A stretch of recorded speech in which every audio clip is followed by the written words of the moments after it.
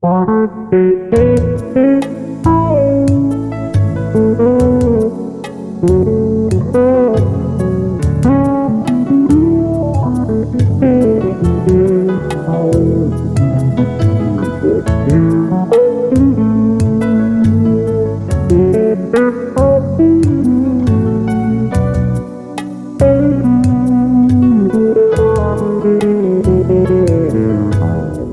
Bonjour.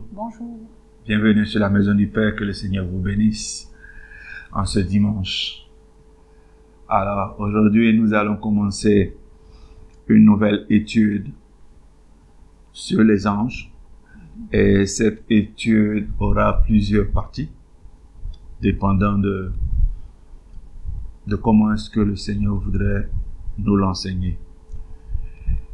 Alors, nous savons que les anges sont des esprits tutélaires qui travaillent pour nous, qui travaillent avec nous. Dans le livre d'Hébreux, par exemple, il est fait mention des anges travaillant pour ceux qui prêchent l'évangile.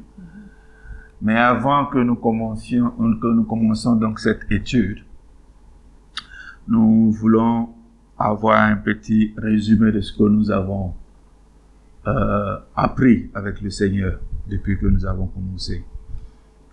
On a parlé de la création de Dieu.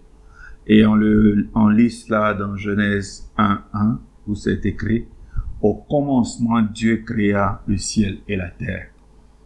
Dans le Nouveau Testament, dans le livre de Jean, chapitre 1:1-5, et plus tard, dans le verset 14, il est aussi écrit: au commencement était celui qui est la parole de Dieu. Il était avec Dieu et il était lui-même Dieu. Au commencement, il était avec Dieu.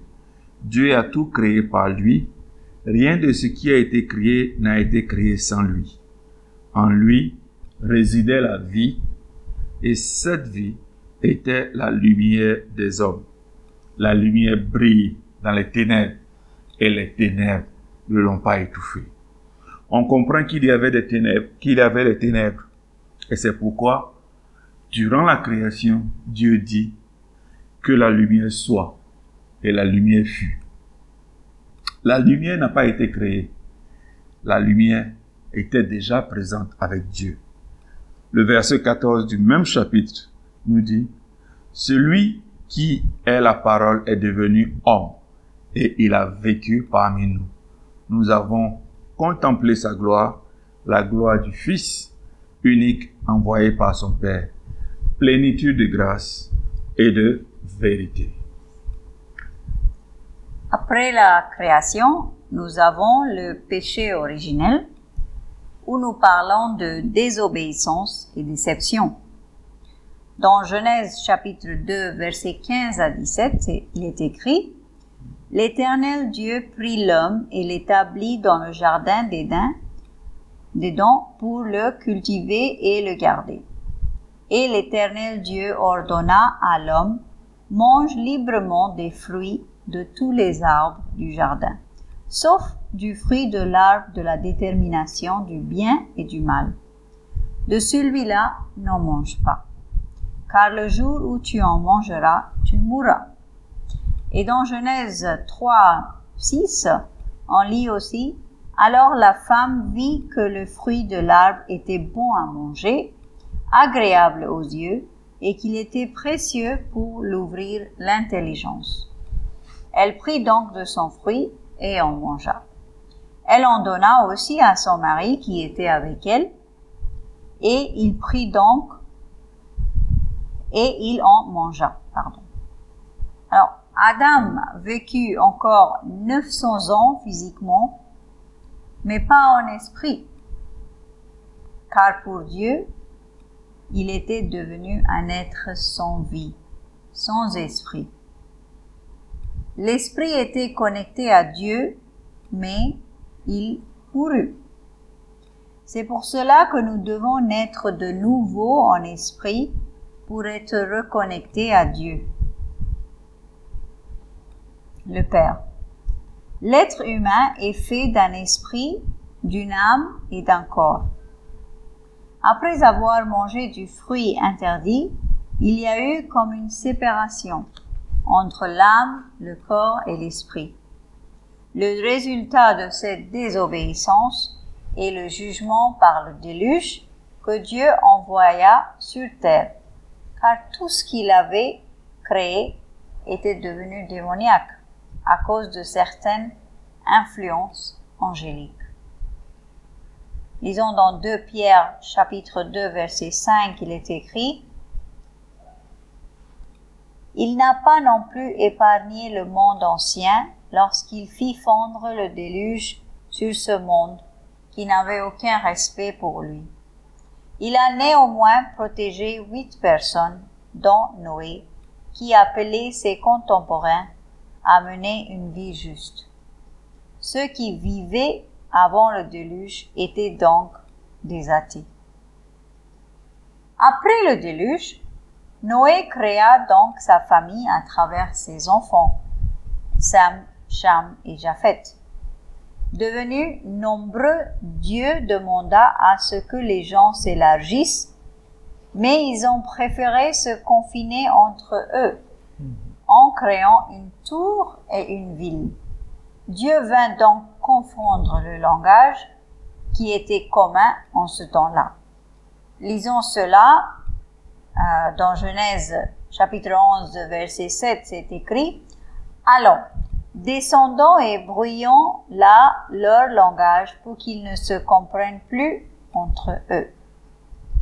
Et l'Éternel les dissémina loin sur toute la terre. Ils cessèrent donc la construction de la ville. C'est pourquoi on l'appela Babel, parce que là, l'Éternel avait confondu le langage des hommes de toute la terre.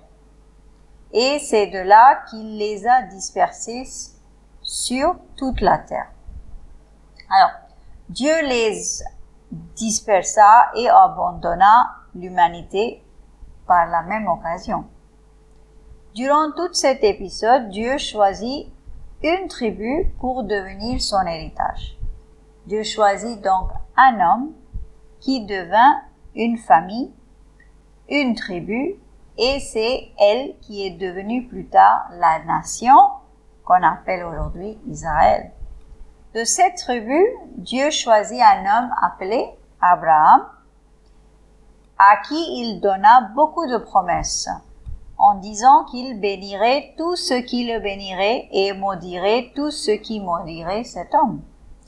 Aussi que toutes les promesses nous étaient miennes par la grâce du Seigneur Jésus, d'après Galates chapitre 3 verset 13. Alors, après la tour de Babel, on a eu Sodome et Gomorrhe. Sodome et Gomorrhe est la manifestation de l'être humain laissé à ses désirs intrinsèques, ses désirs les plus personnels, on va dire.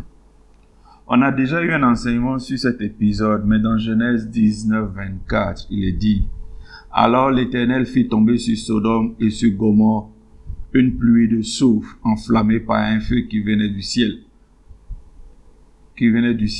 de l'Éternel.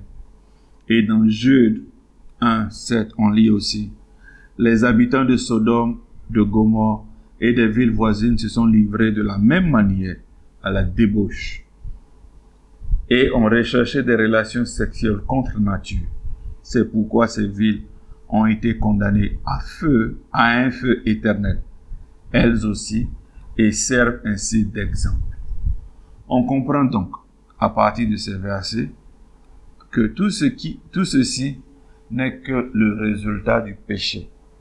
L'homme laissé à lui-même gravite toujours vers le péché.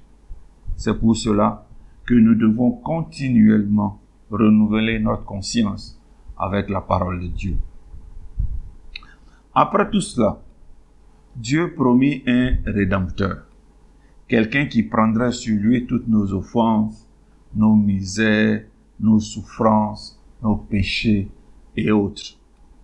Ce quelqu'un n'est personne d'autre que Jésus-Christ, comme nous le savons tous. 2 Corinthiens chapitre 5 verset 21 nous dit, « Celui qui était innocent de tout péché, Dieu l'a condamné comme un pécheur à notre place pour que, dans l'union avec Christ, nous recevions la justice que Dieu accorde. Celui qui connut aucun péché est devenu péché pour nous. Et pas seulement cela, il nous a donné son Esprit Saint pour fonctionner dans ce monde en perdition. Ceci fait de nous un temple de Dieu. Quand l'Esprit Saint est venu sur les apôtres en son temps, au jour de la Pentecôte, tout le monde pensait qu'ils étaient ivres. Mais Pierre se dressa et reprit toutes ces personnes en disant que nul ou aucun d'entre eux n'était ivre. Mais ce qu'ils voyaient n'était rien d'autre que la manifestation de ce qu'avait prédit le prophète Joël. Lisons ce passage dans Joël chapitre 3, les versets 1 à 5. Après cela, moi, je répandrai mon esprit sur tout le monde. Vos fils, vos filles prophétiseront. Vos vieillards par des songes, vos jeunes gens par des visions recevront des révélations. Et même sur les serviteurs, sur les servantes, moi, je répandrai mon esprit. En ces jours-là, je produirai des signes prodigieux dans le ciel, sur la terre, du sang, du feu et des colonnes de fumée. Et le soleil s'obscurcira, la lune deviendra de sang avant que vienne le jour de l'Éternel, ce jour grand et terrible. Alors, tous ceux qui invoqueront l'Éternel seront sauvés. Selon ce qu'a dit l'Éternel, il y aura des rescapés sur le mont de Sion et à Jérusalem, les survivants que l'Éternel appellera. C'est la promesse qui a été faite dans l'Ancien Testament. Mais quand nous venons au Nouveau Testament, nous lisons la même chose aussi. Dans un des versets que nous avons déjà lus, il n'est rien d'autre que Jean 1, verset 1 à 5, et le verset 14 que nous avons lu quelques instants auparavant. Jean 17, chapitre 17, verset 3, nous dit « Or la vie éternelle consiste à te connaître, toi le Dieu unique et véritable, et celui que tu as envoyé, Jésus-Christ.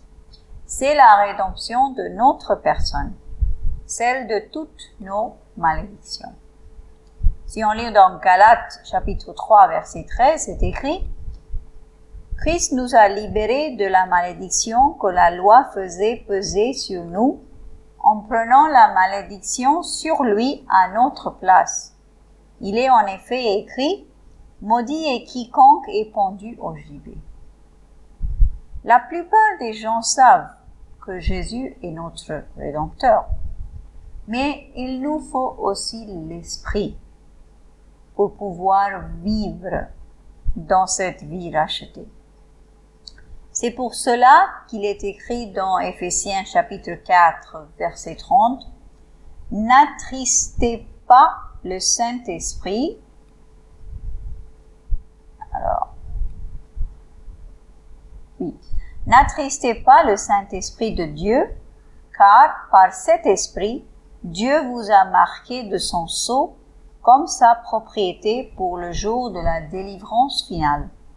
Si vous êtes nés de nouveau, alors vous avez Dieu avec vous tout le temps. » Maintenant, après tout ceci, il y aura le jour de la restauration. On n'y est pas encore, mais ce jour viendra. 2 Pierre chapitre 3 verset 12, c'est écrit « En attendant que vienne le jour de Dieu et on attend sa venue.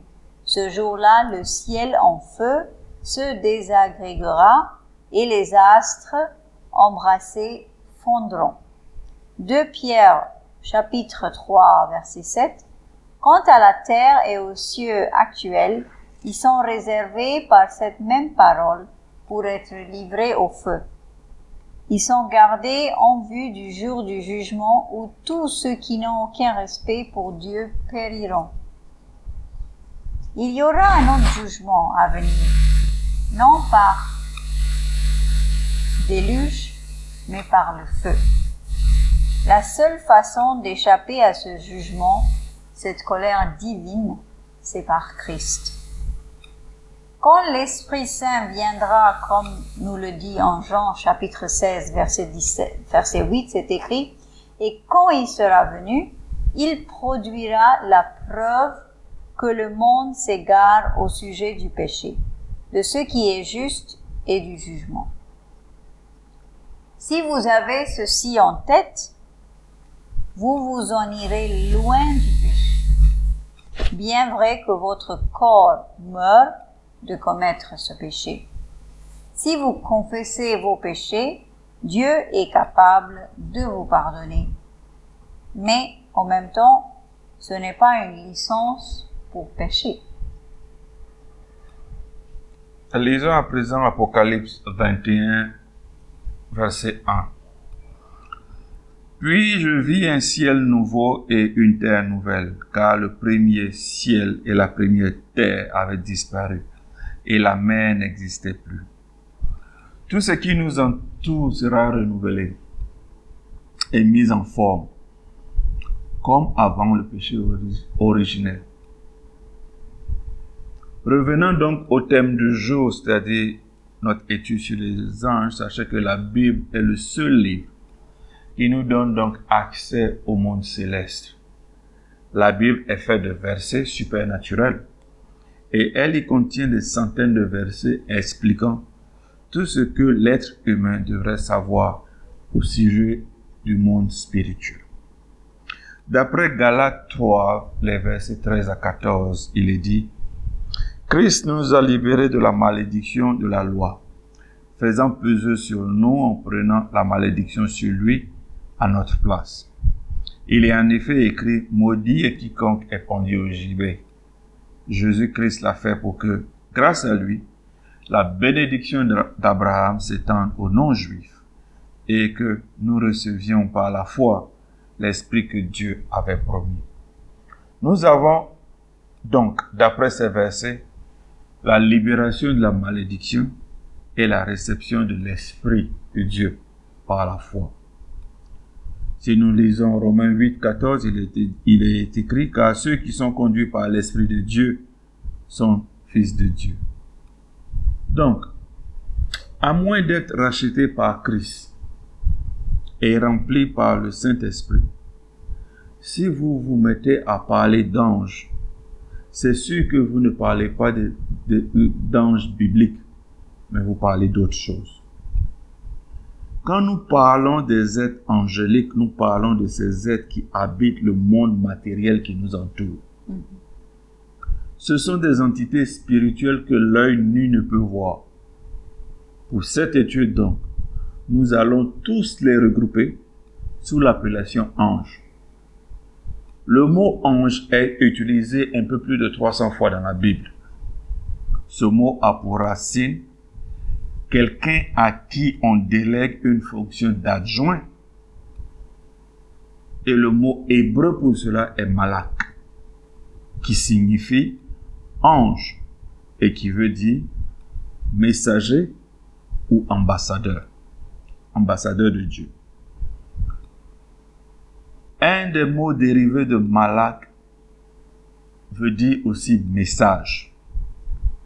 Et c'est ce que nous lisons dans Agé 1:13 qui nous dit: alors Agé, le messager de l'Éternel, transmit au peuple le message suivant de la part de l'Éternel.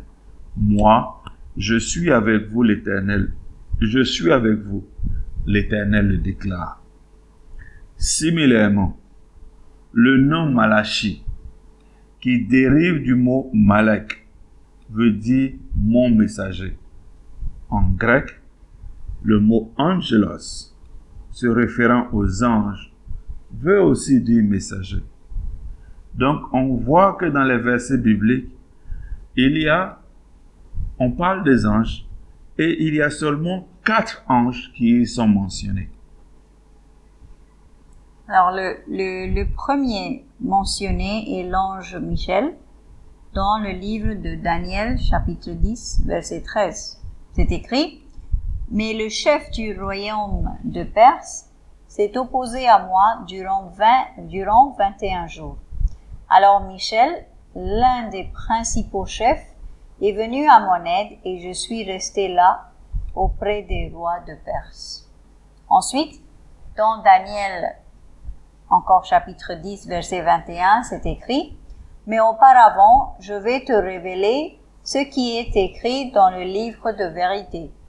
Personne ne me soutient contre tous ses adversaires, excepté Michel, votre chef. » Aussi, dans Daniel 12, verset 1, c'est écrit: « En ce temps-là, se lèvera Michel, le grand chef, qui a pour mission d'aider ton peuple. Ce sera un temps de détresse tel qu'il n'y en a jamais eu depuis que des nations existent jusqu'à ce moment-là. En ce temps-là seront sauvés ceux de ton peuple dont le nom est inscrit dans le livre. » Et enfin, en Jude, chapitre 1, verset 9, c'est écrit: « Pourtant, l'archange Michel lui-même, lorsqu'il contestait avec le diable et lui disputait le corps de Moïse, se garda bien de proférer contre lui un jugement insultant. Il se contenta de dire que le Seigneur te réprimande. » Alors, l'archange a juste repris les paroles du Seigneur et émis les siennes. Si jamais le Seigneur vous utilise pour la délivrance d'une tierce personne, utilisez seulement les mots qu'il vous a donnés. Il n'est pas nécessaire de donner du respect aux démons. Apocalypse chapitre 12, verset 7, c'est écrit: « Alors une bataille s'engagea dans le ciel. Michel et ses anges combattirent contre le dragon, et celui-ci les combattit avec ses anges. » Donc après Michel, ensuite, nous avons l'ange Gabriel. Retournons au livre de Daniel, chapitre 8, verset 16. « Et j'entendis une voix d'homme venant de Loulaï, qui appelait et disait: Gabriel, explique-lui la vision. » On lit aussi dans Daniel, chapitre 9, verset 21. « J'étais encore en train de prononcer ma prière quand Gabriel, ce personnage que j'avais vu dans une vision précédente, s'approcha de moi d'un vol rapide au moment de l'offrande du soir. » Ça, c'est l'homme Gabriel. Ensuite, dans Luc, chapitre 1, verset 19, on lit: « L'ange lui répondit: Je suis Gabriel, je me tiens devant Dieu, qui m'a envoyé pour te parler et t'annoncer cette nouvelle. » Et enfin, aussi dans le même chapitre, Luc 1,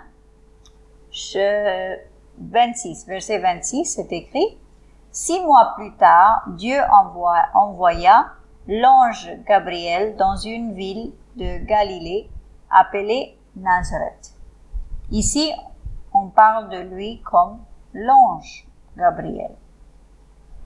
Alors, à la suite de l'ange Gabriel, nous avons Lucifer, qui a en réalité un autre nom. On trouve tout ceci dans Ésaïe 14, verset 12 à 14, Ézéchiel 28, verset 11 à 17. Enfin, nous avons Abaddon ou Apollyon.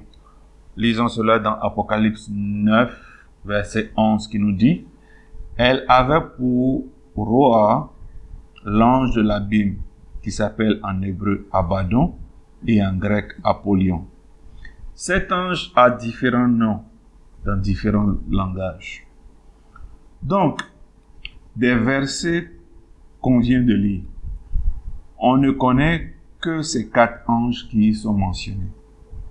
Leur réalité, en parlant des anges, sont pleinement expliquées dans les versets bibliques et expliquées dans la Bible.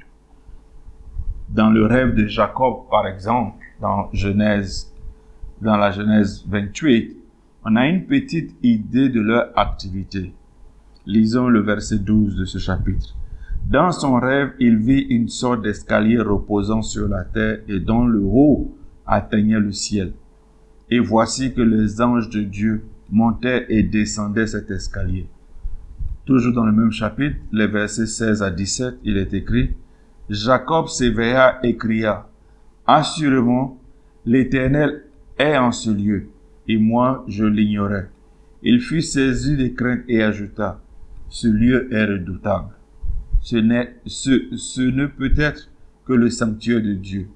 C'est ici la porte du ciel. » En fait, Jacob vit ce qu'on appelle un portail, une entrée secrète, une entrée spirituelle entre la terre et le ciel.